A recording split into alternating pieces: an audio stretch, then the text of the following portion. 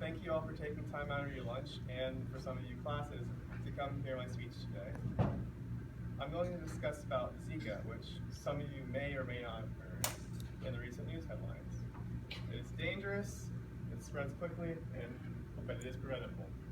In this speech, I'll tell you what it is, how it works, and what it means to you as a student.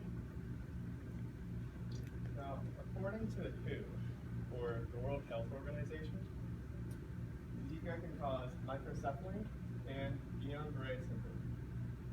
The first is a deformation of babies in the womb, meaning this is a high threat to pregnancy. What this means is that babies who have microcephaly have smaller heads and underdeveloped brains, causing much pain for parents and possibly the children throughout their life.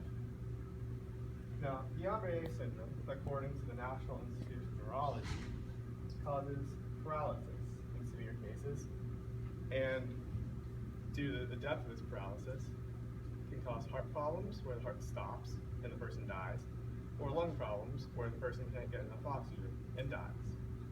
Although it is quite fatal, the number of cases that people get from Zika is rather minor. Now, since Zika can cause these two deadly syndromes, possibly, you might be thinking, how does it spread? How does this affect me? Why is this dangerous? Well, first off, it has two main methods of transmission. First, the Aedes mosquito. It originates from Africa, but due to human shipping, it has made it across every continent except Antarctica. It is known and characterized by white specks along its body, and it's also known for carrying yellow fever and dengue. Once a person is bitten and they have Zika in their system, they become a carrier. Those carriers, if bitten by an uninfected mosquito, or a mosquito of another species entirely, they can infect people with Zika because of the blood transmission and their own bite. From the carrier, it can also be transmitted like an STD, meaning unprotected intercourse can spread Zika.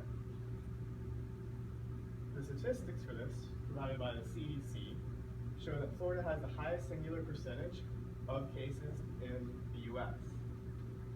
You might notice that other states, such as California, Texas, and New York, surprisingly New York, all have severe cases of this, but Florida has all of the locally acquired cases, meaning every single mosquito that has bit someone and caused this can bite someone else and keep spreading Zika.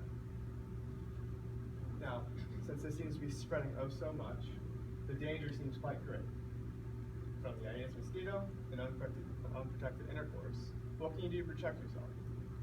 Well, both the WHO and the CDC recommend rather simple and cheap methods to protect yourself.